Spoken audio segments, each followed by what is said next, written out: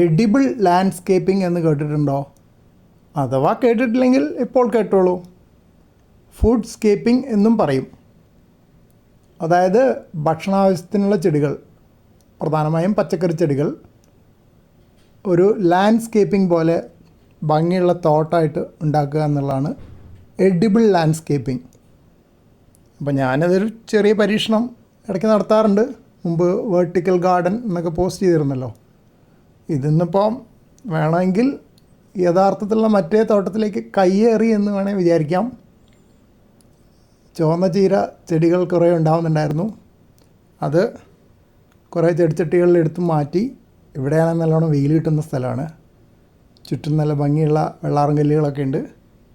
അവിടെ കൊണ്ടുവച്ചു.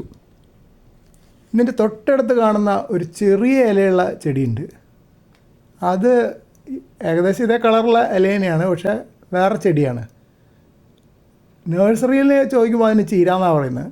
പക്ഷെ അത് ഭക്ഷ്യയോഗ്യമായ ചീരയായിട്ട് എനിക്കറിയില്ല. ഏതായാലും ഇവിടെ തോട്ടത്തിലെ ചെടിയായിട്ടാണ് വളർത്തിക്കൊണ്ടിരിക്കുന്നത്.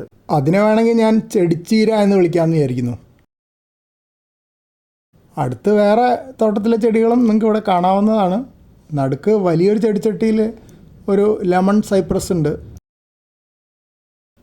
ഇത് നേരത്തെ പറഞ്ഞ ചെടിച്ചീര തന്നെയാണ്. മുമ്പ് എൻ്റെ ചെറുപ്പത്തിൽ കുട്ടിക്കാലത്ത് വീട്ടിൽ ഇതുപോലത്തെ ഒരു ചീര ഞങ്ങൾ തോട്ടച്ചീര എന്ന് പറഞ്ഞ് വളർത്തുമായിരുന്നു. അത് ഞങ്ങൾ ഉപയോഗിക്കാറ് തോട്ടത്തിൽ ചെറിയ ചെറിയ കള്ളികളായിട്ട് തിരിച്ചിട്ട് അതിൻ്റെ അതിരുകളായിട്ട് ആ ചീര നട്ടിട്ട് അത് വെട്ടി നിർത്തുകയും ചെയ്യും നല്ല സ്റ്റൈലിൽ. പക്ഷെ അത് കഴിക്കാൻ പറ്റുന്ന ചീര തന്നെയായിരുന്നു, തോട്ടച്ചീര എന്ന് ഞങ്ങൾ വിളിച്ചിരുന്നത്. അത് ഏകദേശം ഈ കളറൊക്കെ തന്നെയാണ്, പക്ഷേ ചെടി ഇതല്ല, കുറച്ച് വ്യത്യാസമുണ്ട്. പക്ഷെ ഇപ്പോൾ ഈ അടുത്ത കാലത്തൊന്നും ഞാൻ ആ ചെടി കണ്ടിട്ടില്ല. ഞങ്ങളെ ചെറുപ്പത്തിൽ തോട്ടച്ചീര എന്ന് വിളിച്ചിരുന്ന ആ ചെടി ഇപ്പോൾ കണ്ടിട്ടില്ല. അത് ഞങ്ങൾ കറി വയ്ക്കാറുണ്ട്. ഇത് പക്ഷേ കറി വയ്ക്കാൻ പറ്റുന്നതായിട്ട് എനിക്കും അറിയില്ല, നഴ്സറിയിൽ ചോദിച്ചപ്പോൾ അവർക്കും അറിയില്ല.